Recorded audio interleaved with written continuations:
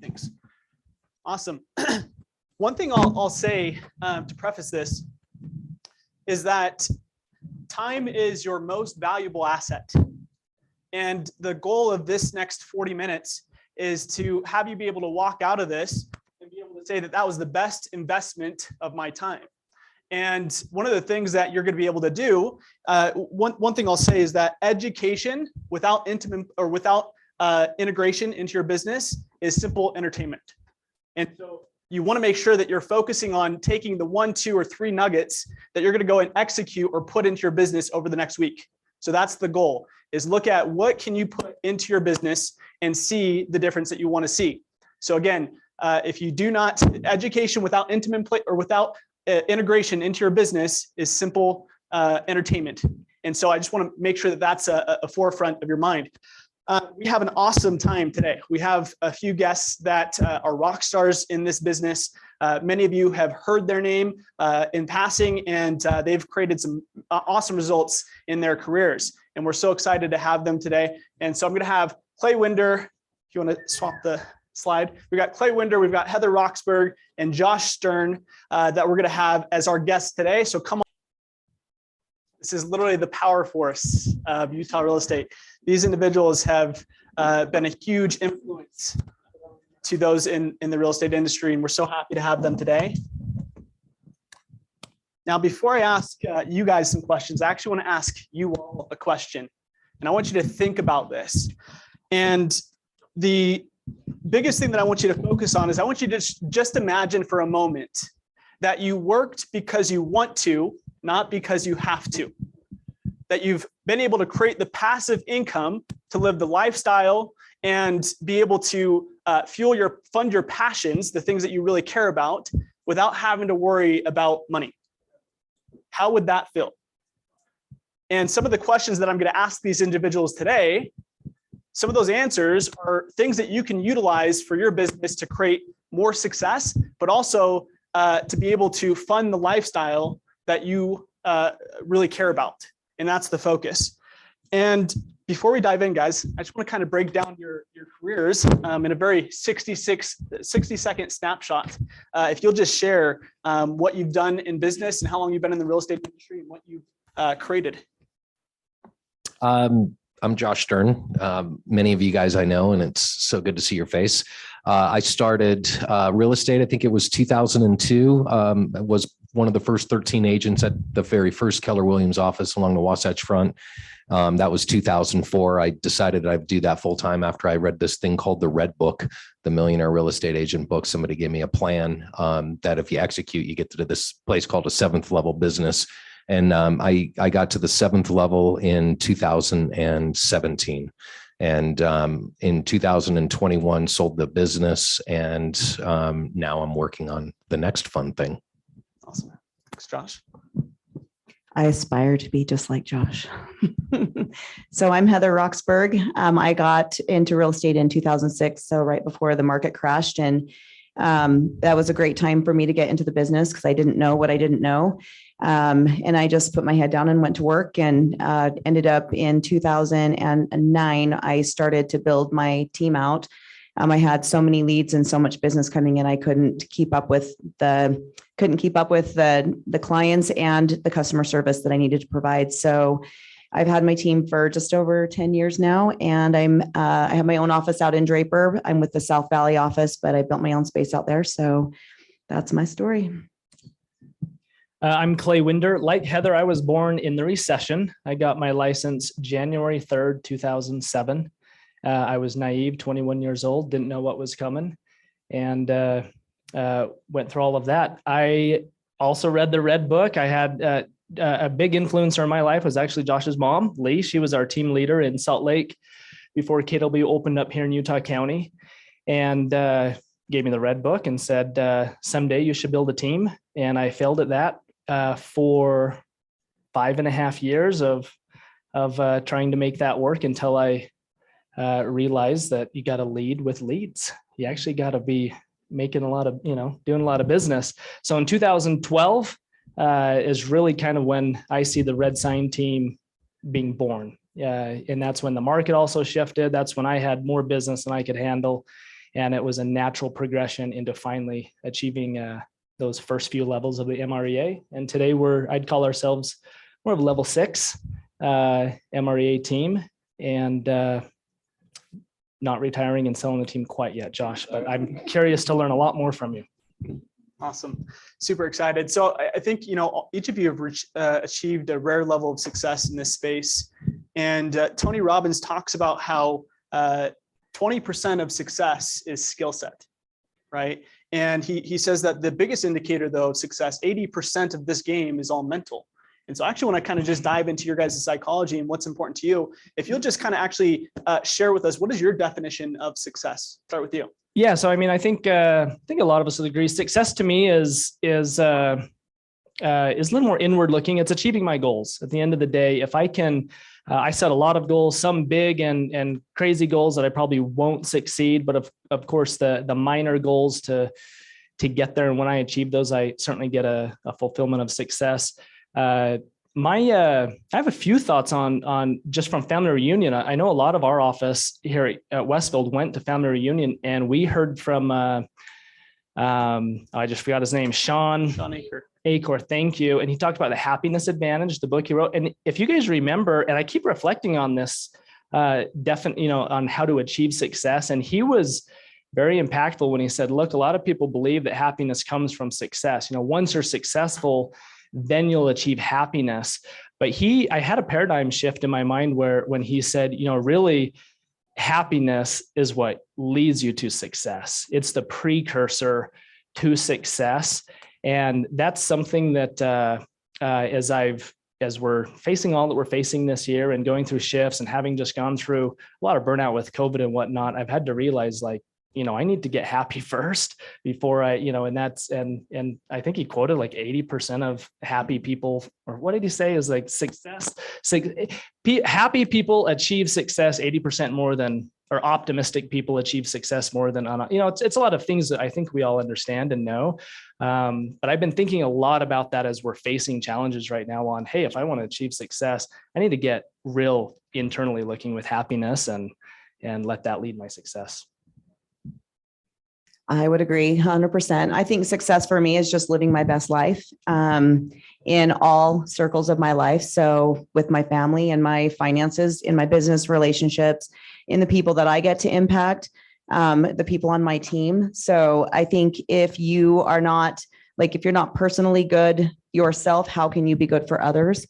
And so I definitely work on the happiness, the optimism every single day. I want to be the best leader that I can be for my team and for the people around me and the people that I get to impact every single day in my family. And it's just making sure I'm balanced in, like I said, all areas so that I'm not just working. I'm working out. I travel a ton. I probably travel more than I travel too much, but that fuels me to keep going in my business and to be my best person there. So I really think it's just really balancing in all areas for me. Yeah, what Heather said. Josh likes to travel. I think for me, if you guys have heard of the fellow by the name of Zig Ziglar, I was fortunate to be able to see him speak early on in my career. And there was something that he had said that really struck at my core. And that was my success would be directly determined by the amount of people that I helped become successful. And that really helped me turn a corner with my mindset in terms of doing deals. Because I was never really attached to this notion of doing deals in real estate. Not that there's any problem with people who are attached to the art of the deal. I think there's something there. It just didn't ever do it for me. But yet I was helping a lot of people. And I realized the thing that I really liked was helping these guys get to the finish line, helping them get to their goal. As I built a team out, I realized that my biggest passion was helping other people succeed, in the team. And I realized, of course, what Zig had said ended up being true. The more people I helped become successful, the more successful I would become. I love that. That actually, one of the things that we teach here at KW is moving from being entrepreneurial to purposeful in your business. And I am curious about when that happened for each of you, because all of your answers really talk about moving to kind of more of a purpose-driven business. A lot of people get into sales for the money, but at some point, once you get to a certain level of income, that's not as motivating. So I am curious about when did you feel like that happened in your career, and what did you actually implement to move into a purposeful driven business? I mean, honestly, the very first sign that I was moving into that purposeful business was very shortly after I read the MREA book. I had implemented the 8x8 and 36 touch or 33 touch in the book as per pages 132 to 148. I just realized, the book was there basically telling me all of these systems that I would need to set up. And I got focused on one system at a time, but that was really the first system that I had set up where I started to see, the results come through. That was a big one. I think the second big one for me going from E to P was investing in coaching. I ended up with just a phenomenal coach through MAPS, and it absolutely changed my life. So for me, mine was right away. The day I got my real estate license, I signed up for a course through a coaching company called Buffini & Company. I don't know if people here have heard of that, but his whole platform is impact and improve the lives of people. So the marketing plan, the client care, the contact was all about taking good care of your clients. And I think that's what gave me the success that I had as I went into the recession. I think Clay can probably speak to this too. When I realized how much purpose we actually had was during that time, because people were suffering so bad.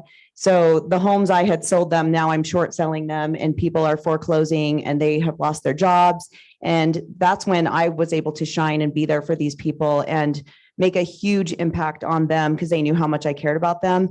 And it made real estate a lot more than just obviously selling houses, right? We get to be part of people's lives, good and bad, divorces, foreclosures, deaths, all of the things. And so I think it's a matter of how you treat your clients when you're going through that. I'm very relational. I'm not transactional. So purpose has always been a huge thing for me. So it was right away. Yeah, there's no doubt. And I think, yeah, it's funny. We're looking down the barrel of a recession. We all know that. I'm sure Shona will ask questions about that. But I'll echo that, what Heather said. I learned real fast in the first few years of my career that we don't sell houses. Like, that is not our product is not houses. Our product is consulting. It really is the services we provide to help people make good real estate decisions. And it's been rosy the last few years, helping people make decisions, right? Like, it's all positive and people are happy. That was not the case during the recession. Those first few years, it was sad. There were a lot of hard situations. The majority of real estate transactions were not happy. And we might be going into that. I'm not even answering your question on E to P. But it's worth acknowledging for sure. But E to P for me, that's like honestly my favorite 6 personal perspectives. We've got them on our wall here. E to P is important because I see so many people that are just so much talent. I'm like your average B student, guy, and it's like, okay, how do average people like have these breakthroughs when they're E, that entrepreneurial? You can only go so far just being yourself. It's like, how do you go further? And you guys heard it already between coaching and training and getting your mindset right. I think probably one of the biggest moments for me was that 2012 when I really realized I got to get out of my own way and build through other people. Probably one of the hardest things I've done in my career, because I do care about relationships and working with my clients. I really had that limiting belief that people wanted to work with me because of me, because I'm cool.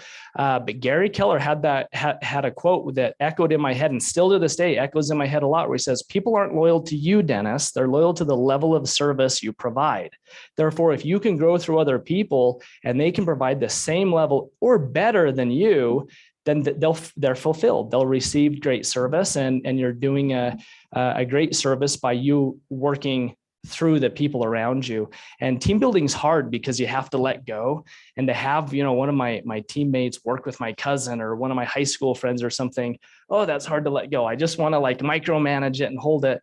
But to train people right and to get into good partnerships and get into business with people that really can reflect the same level of service you provide is the secret sauce to achieving a higher level of business success. Well, one thing that I've been aware of, especially, spending more time with you, Clay, as well. I feel like there's a shift in the way that you look at your financial opportunity in the real estate business as well, when you start looking at the difference between, being rich and being wealthy. And so I actually want to clarify, what is the difference in your guys' perception between being rich and being wealthy? I heard a quote so good the other day. I'm going to steal it. Tyson Williamson, who just joined our office, actually said, he said, in context of real estate, rich is when you sell, wealthy is when you buy. Meaning, like, when you sell your rental properties or whatever, you get that instant cash, instant gratification.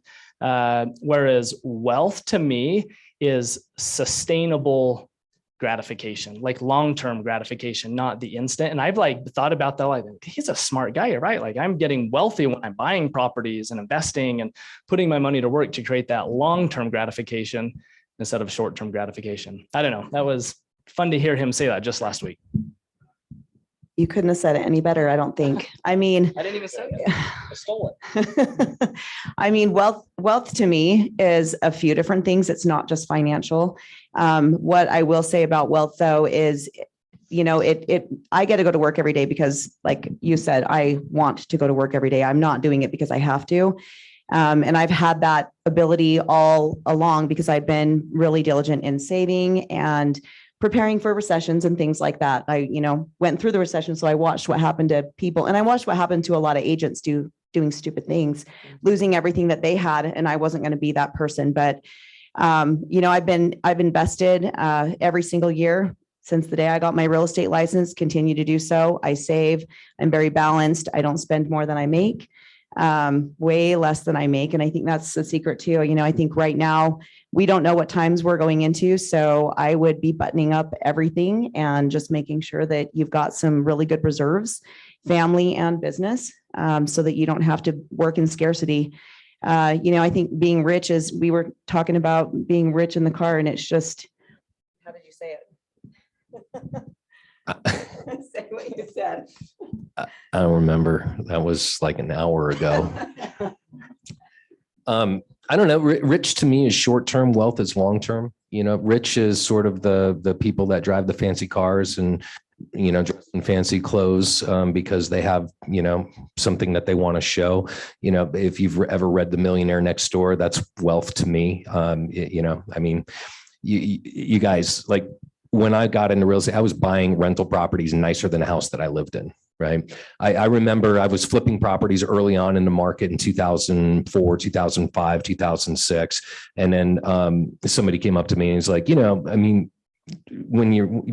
you really want to have wealth, you should be holding on to those properties. And I was like, well, I'm making all this money flipping them. He's like, yeah, there's a difference between that and wealth. Go back and look at those properties that you sold, see if they've resold and see how much they resold for. And I did. And I was like, oh my God. So that totally changed my mindset. So I just started buying properties to hold. And that was more important to me than the house that I lived in. And, even early on, having a lot of success in real estate, I remember, other agents would come over to my house and they'd be like, this is where you live? And I'm like, yeah. So to me, wealth is more of a long-term mindset, and rich to me is much more of a short-term show. Love it. And funny enough, when I actually invited Josh to be here on the panel, you were about to head out to Alaska. Is that right? And one of the things that Gary Keller says is, he said, if rich is when you make a lot of money and you have a lot of things. And he said, wealthy is when you have the passive income to fund the lifestyle that you want to live. And so I think that was an amazing example of that, of being able to have the exact lifestyle, right? That is most important to you. If you guys were to look at this industry, I do want to talk a little bit about the market and what's happening. And obviously you guys have been through this kind of shifting timeline. And I think this is important to highlight. We have a space where we've gone up 3% in interest rates in almost overnight. Right? We have a ton more inventory that's coming on the market. We have more agents in the industry than ever before. And I'm just curious, if you guys are to look at what's taking place right now, do you feel like and I'm talking about the next 6 months, are we moving into a normal market? What kind of market are we headed into, knowing what we've been in the last 2 years? Okay, well, yes, we're in, we're probably in a recession right now, and we don't actually have the data or the numbers to show it. So that's the truth. I think the one thing you guys have to be aware of is all three of us here, we're growing our businesses in the absolute worst real estate market known to mankind, where we had an 18-month supply of homes on the market. Every single listing I went and took, I had to deliver bad news about the fact that, if you would have called me 3 months ago, it would have been worth this, and now it's worth this, and that was for years. That's kind of what it was. Your SOI, I'm going to tell you right now, is market proof. It doesn't care if the market's here. It doesn't care if the market's here. They're always going to know, or themselves need to buy, sell, or invest in real estate. And so you just need to have the mindset of, dig in, really do Heather does this better than any real estate agent I know. And that is just pouring into her have met database. And that, you guys, will survive any of the market woes, period. The fact that, the market may be here, it may be down here. That's all crystal ball stuff. Look, interest rates up 3% more than they were at the beginning of the year. All right. That means 54% of the first time home buyers are no longer in the market. We had over 1,200 price reductions in the last week. That is, I don't even know the percentage, but we track it weekly. It's a steep angle of price reductions that are happening. I don't think that means values are necessarily falling. I just think that means sellers are having to wake up to the fact that they can't price so far out ahead of the market right now. And so the law of equilibrium is going to play out, and it's going to play out in this room. There are going to be those of you guys who are not going to make it. But there are those of you guys that are going to make the decision right now that not making it is not an option, and you will do whatever it takes. End of story. Anybody can do it. Most people will choose not to. Just be the first. Because it's going to be hard. Yeah. It's not going to be easy. I think I would agree in terms of where we're going in the market, and your database really is your golden egg. And if you do pour into your database, just really contact care community. That's my big thing. Contact care community. I do a lot of client parties. We have a WOW program. We do a lot of gifting. I know you do the same type of thing. Just being there, showing up for people, and I don't know who got the award this morning for showing up, implementing, just grinding and being there every day. It's easy to go to the grocery store, do the dishes. A lot of us are working at home and whatnot, but really, truly, you've got the fundamentals when we go into a market shift are the most important things, making your calls and just being there and doing marketing and doing it consistently. So something that I've done from the day I got my real estate license, there's never been a month that I have not sent a mailer out, not sent an email out, not made a phone call to my database. So it's making sure that you've got a plan in place for that, and you have systems to support that, and that you're just showing up and doing the hard things, because it's not going to be easy. And maybe Clay, if you want to talk a little bit more about just the state of Utah in comparison to the macro of the whole country, I think that we're positioned in a very different place. Our real estate space is, and even though the shift occurs, I probably don't have a very popular opinion on this. And I've said it too, that Utah's special, we're unique, but we did not see that in the recession. We fell too. When I first got in the business, that the same language that we keep saying to each other is what I remember in 2007. Oh, Utah's special. It won't happen here. Because Las Vegas was the poster child for the crash, right? And it's oh, it won't happen here. I'm that's only 5.5 hours away. Are you sure? And then it did. Maybe not as bad as Vegas, but it did hit us. So I do think we need to have a little realism. I'm the most optimistic person too, but I'm the one that I have to remind myself, no, let's not sugarcoat this thing. It could get just as bad here as anywhere else. I don't know. Well, that's perfect. And the question is, how do we navigate that? What do people do to actually prepare for that? And I think you two have hit on it a little bit, but maybe Clay, if you talk about some of the actual activities that people. Yeah, for sure. And you're absolutely right. You can't rely on the market. And that's one thing that mentors told me back then. And again, it was said, all three of us built our careers in the recession. And you just have to learn that markets don't dictate your business. You do, whether it's up or down. And that's the whole principle of the book Shift, right? Is don't don't tie your business to market conditions. If there's a ton of inventory and low buyers, well, adapt, figure out what that needs to be. If there's no inventory and a ton of buyers like we just went through, you adapt, you figure that out. In my opinion, as work ethic prevails, you guys have, I think for the most part, a lot of us have frankly gotten comfortable the last couple of years. There's a lot of, it's been easy. Like we can get real, especially if you're working buyers, like it's been easy. Well, it's probably not going to be as easy as it was before. And we're going to have to shift and attend your classes on the shift tactics. And really, like we've got to get real. And at the end of the day, I'll tell you personally, my plan to get through the shift is to simply work harder. I will probably cheat, as some say, and put in more hours. There are very few people that beat me here to the office the last couple of weeks. I'm like the first car here because I'm trying to get ahead of this thing. I am not, and SOI, if you guys take anything away from today, I hope you're hearing SOI is shift proof, right? Like that's the way to get through it. And I know that. And so I am not cheating. My phone calls, the DTD2, as we preach in bold, my phone calls to my SOI every 90 days. I got pretty relaxed last year, frankly. Well, not this year. I'm 100%. I will have my conversations. I will talk to my people, and I will make sure that my SOI knows that I am here to help them navigate this market. If they're making a real estate move, I'm the guy that knows the market and can help them, survive this thing. Love it. What did you guys feel like you learned in the last market shift in 2008 that led to your success over the last decade? Know your numbers. Knowledge is the currency that we spend to earn the trust of our clients.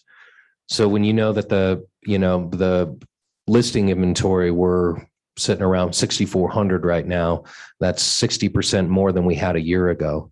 When you know that interest rates go up 1%, it means the cost of home ownership goes up by more than 10%. When you know that a 1% interest rate increase leads to us losing 18% of the first-time home buyers. These are numbers that matter because it helps us keep our people informed. And here's the thing. What's the 44-year average interest rate? Anybody know the exact answer? Give it to me. You're right there. It's 7.91. And I can tell you, certainly the first few homes that I bought were north of 8%. And so our job is to help provide some perspective. The feds are going to meet on Wednesday. Interest rates going to go up, right? They went up yesterday. Well, you just heard because the preferred lender happened to have to deliver some bad news. Sorry for you, my friend. But how bad is that news? 6%. I remember when 6% was like getting handed a golden trophy, and so you guys have to have perspective. You have to have this knowledge. You need to understand these numbers for both the buyer side and the seller side, and you need to be able to deliver them clearly to your SOI, because otherwise, what are they listening to? Headlines, sound bites, social media. Hell, people don't read like articles, online. They just read the title of it, right? And that's the thing about Twitter, and that's the thing about social media. And so just know all of your guys as people are being bombarded. And so Gary Keller would say, become the local economist. So truly, you guys, once a week, study the numbers. If you go into the WFR MLS, and when you're in there, you go to the statistics drop down, and the very first thing in that statistics drop down is called market analysis. Once a week on Monday morning, go and look at the market analysis, and there's a lot of data in there that'll help you be able to educate and inform your people, and you'll come across as being the one that's confident, and that knowledge is the currency that earns our clients' trust. My answer is super simple. It's an opportunity. It's a huge opportunity to build market share, to build your database, to create more relationships. One thing that I would say has been really beneficial for me just over the years, and I think you've done this well too, is just building relationships with agents outside of Utah as well. There's a lot of relocation that has to happen. And if we don't know what's going to happen with recession. If people are losing jobs, they may have to move. We already see the influx that's coming into the state, but, making those connections, we can do that with Keller Williams so magically, but actually making relationship connections with agents where you can collect referrals too. I know over COVID, that was a huge piece of my business. A lot of people weren't moving as much. So we did a huge business of referral business through the relationships that we created. But I think it's an opportunity. And if you're willing to get up every day, again, it's the work ethic, 100%. We've had easy street. And and going into a recession is not easy street. You got to get up every day and you have to grind. It's about grinding, and it's about doing I have a team, and I talk to my agents about, did you make your calls? Well, no, I didn't make my calls because I got busy doing this and this. And I tell them, if you're not willing to do it now, you are not going to do it then, because it's really hard then. So, again, it's the fundamentals that I think you've got to have in place, just going into that and just capturing the opportunity. Do you know whose car beats me here every morning? Shoney. Just got to give you a shout out.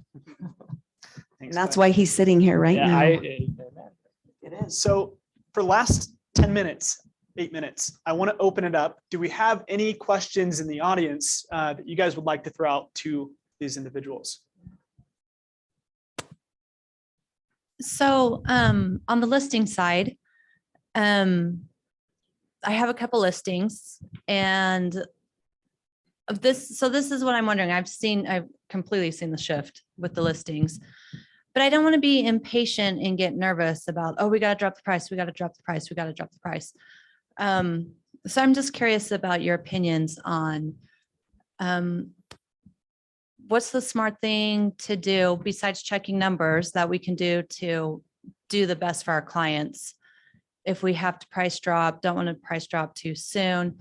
Because at the average, it was like 3 days you're on market if you priced it right. Are we going back to 30 days on market, 60 days on market? So I'm just kind of curious your thoughts on that. At the bit to talk. Yeah. He wants to speak. I think we all know, like there's a lot of different things you can do. Know the market and set up the expectations up front with your clients. So if you're going to go on a listing appointment, you need to do the absorption rates, for that particular area. It could be zip code or it could be neighborhood. And then you have to price bracket those absorption rates. You need to pay attention to what the inventory looks like. And then also what's come up in the last 30 days as active, what's gone pending in the last 30 days just as active, because that's going to tell you the direction, that the market's moving. And what I tell a seller generally in a more of a level market is, look, the first 14 days we're on the market, we expect to see 10 showings. If we get 10 showings, we don't have an offer. The market's telling us that we're 3% or so above where they are. Now, if we're on the market for 14 days and we don't generate that 10 showings, usually that's the market saying that we're 3 to 5% or more above where they are. And so if you can set those expectations up in every single listing, and you bring it and you back it with that knowledge, right? The absorption rate, the knowledge is your currency, then usually that's enough for people to go, okay, hey, look, this is, I think we're going to need to make an adjustment. You already told us that this might be coming. And you guys, I don't use the word reduction. That's negative. That's why you hear the word adjustment, and we move to where the market is, AKA they don't kill the messenger. So those are my thoughts. Yeah, same thing. I would just add the comment that pricing should always reflect motivation for your sellers.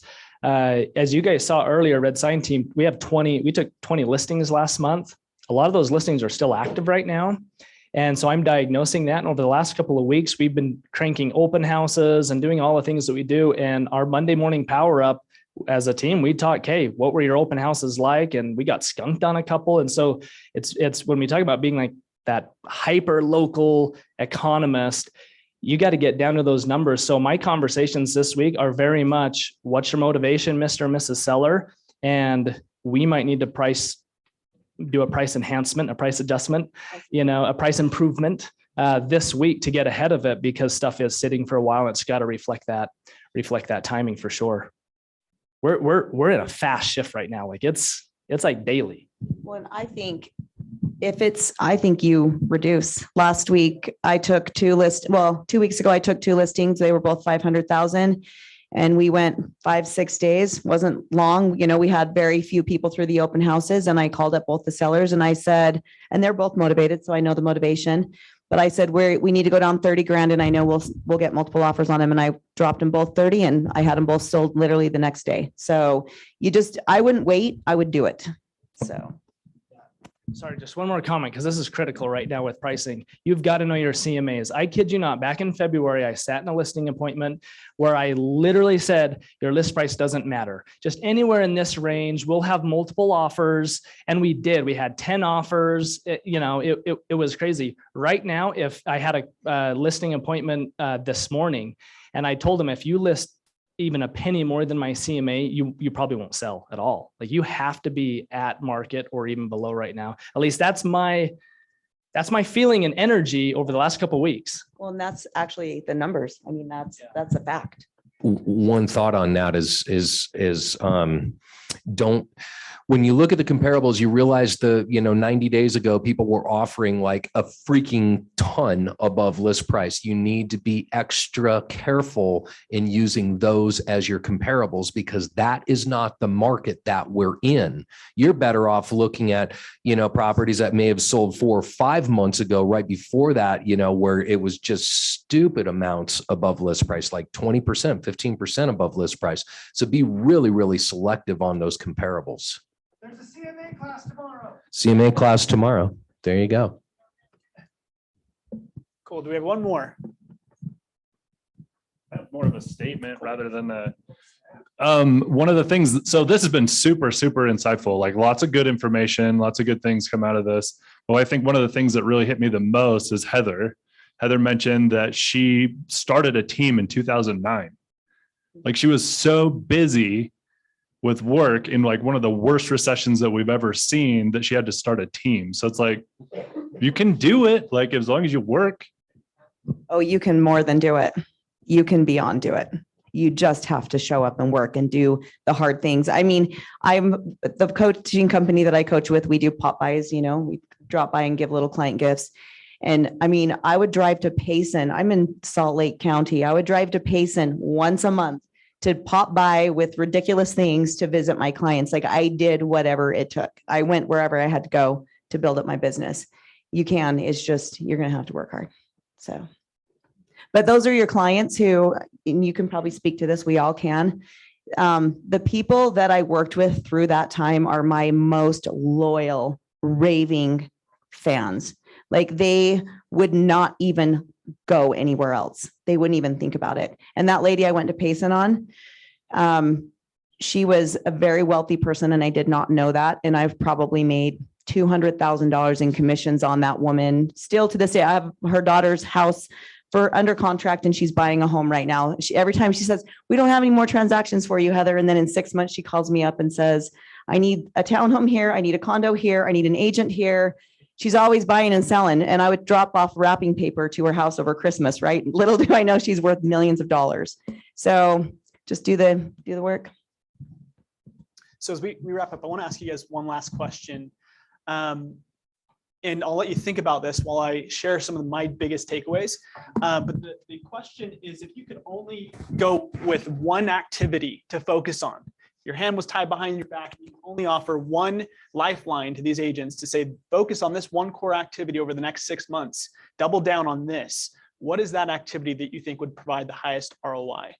And I'll let you guys think about that for a sec. But there's this saying that success is not a random accident. Okay, you may have heard it, that success leaves clues. So the 5 things that I've taken away from this that I think are so valuable. Number one, I want to point out that each of them mentioned coaching at one point or another. I think that it's so important to have somebody who can kind of give you a bird's eye view or help you to see the blind spots in your business, your life. One of the other things that was super important and caught my attention is how they all talked about in the beginning, investing into other areas of life. We call them the different wealth buckets that you need to focus on. And so it's not just business, right? You need to focus on building a well-rounded life and look at those other areas, your health, your family, the charity, the contributions, those kind of things are super important as well. I love, Josh, that you pointed out, you have to be a market expert. You have to know your numbers. Those things help you to position yourself as somebody of knowledge with your SOI, and it's so important during these kind of times. And then lastly, one of the biggest ones, Heather, is looking at this as an opportunity. A lot of people will see the challenge, but in reality, it actually poses the greatest opportunity to grow your business during this time. So grateful for you pointing that out. So if you had one activity we can focus on, what would that be? you all already know the answer to this, contacts, period. So right now I've got a new high performance coaching group that I'm leading. They're doing outbound prospecting. So not calling a known database. They're just using Mojo and updating, uploading parcel IDs for non-owner occupants. They're making 30 contacts a day. It takes them roughly 3 hours to do that. But the 30 contacts are generating 4 nurtures and 1 appointment per day. So with that kind of level of focus, it doesn't matter what the market does, they're going to be successful. And by the way, they could just have white pages and just be doing the 30 contacts through white pages with the OSA script. It's going to be exactly the same thing. So trust me, you can do this. You just have to be willing to pick up the 2,000-pound phone for like hours at a time, and not making it, I'm going to lead generate from 9 to 11 or whatever it is, but saying I'm going to make this many contacts. And then however long it takes, don't do the squirrel. Just stay focused on the contact goal. That will lead to everything else that you will ever need in real estate and your life and your family's life and your friend's life and your church's life and your community's life and everything, if all you did was make contacts. So that would be my answer too. So since you talk about making contacts, you have to manage your calendar if you're going to fit in the contacts. So Josh is a coach to me, a mentor to me, and calendar is everything. And I think that's something that we are the worst at as real estate agents, because I have the most ADD squirrel brain. He knows this on the planet. It's terrible.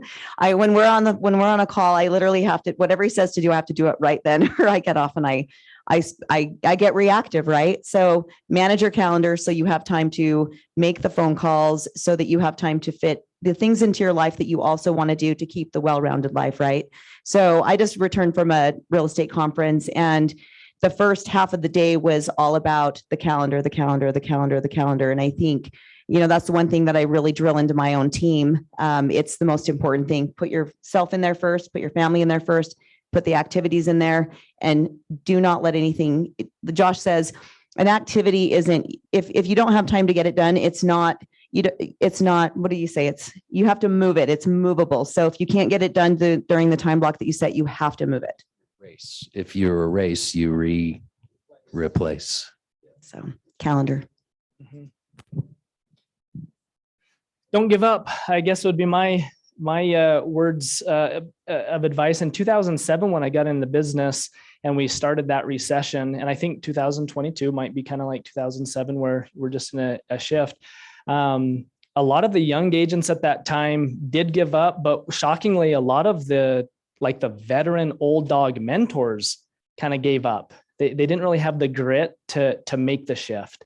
And I think my one thing for everybody is commit to self-mastery. Number one, become the best and just stick to it. Show up and just get through it. And success is inevitable. Sometimes success can kind of be boring, right? Because we show up, we keep teaching the same things, keep making your 10 phone calls every day. And it's not necessarily the most attractive business at times, but it's those who power through that and have the grit that will see success at the end.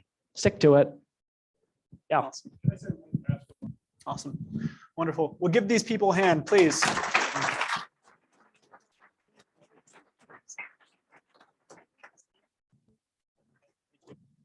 Awesome. One of the things that I think is so important, again, just to reiterate this, is education without implementation is what? Entertainment. So before you leave, write something down or text it to yourself, what you plan to implement in your business in the next 7 days. Okay. Again, if you look at the market we're in, the market we're headed into, there is so much opportunity, but it's also going to require a lot more of your activity, a lot more engagement, and for you to be able to double down on what's most important in this time. We're here to support you. We have an awesome training calendar for the rest of the month, as well as going into July. We're putting everything we can on that training calendar to help you navigate your business. You want to be at the CMA class. I think that is so relevant right now, is really making sure that you're pricing homes right. And so please go to that and have a wonderful day. Go execute.